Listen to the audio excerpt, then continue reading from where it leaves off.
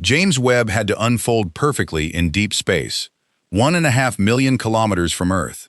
If a single critical deployment failed, the most powerful telescope ever built could have become a $10 billion piece of space junk.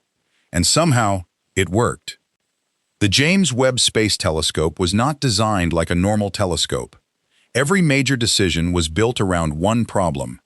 How do you see the faintest, oldest light in the universe without your own spacecraft overwhelming it with heat? Webb observes mainly in infrared light. That matters because the earliest galaxies are racing away as space expands, stretching their original visible light into infrared wavelengths. Infrared also reveals cool objects that ordinary telescopes struggle to see. Newborn stars hidden inside dust clouds, distant planets, brown dwarfs, and molecules inside alien atmospheres. But infrared telescopes have a problem. Heat creates infrared radiation. A warm telescope can blind itself. That is why Webb was sent to orbit the Sun near the Sun-Earth L2 point, about 1.5 million kilometers beyond Earth. From there, the Sun, Earth, and Moon all remain on roughly the same side of the spacecraft. This allowed engineers to build one enormous shield to block all three heat sources at once. That shield is one of the cleverest pieces of spacecraft engineering ever made.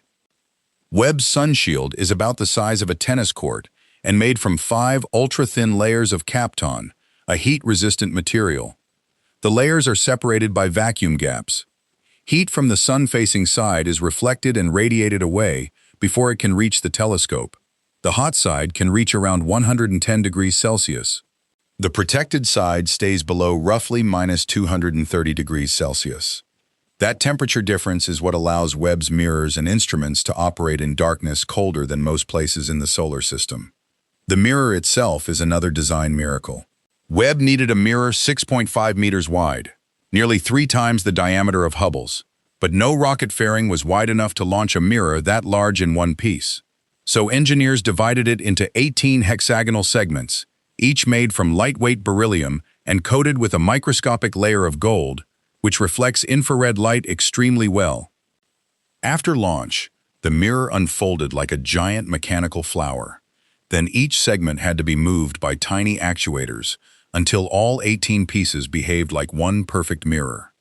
The final alignment accuracy was measured in tens of nanometers, far smaller than the width of a human hair. Webb's deployment was terrifyingly complex.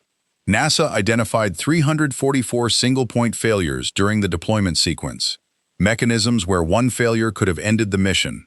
The sun shield had to unfold. Hundreds of cables had to release. The mirror wings had to lock into place. The telescope had to cool gradually without warping. It took roughly 2 weeks to deploy and months to align and calibrate. No astronaut could repair it the way astronauts repaired Hubble, because Webb is far beyond low Earth orbit. It had to survive on its own.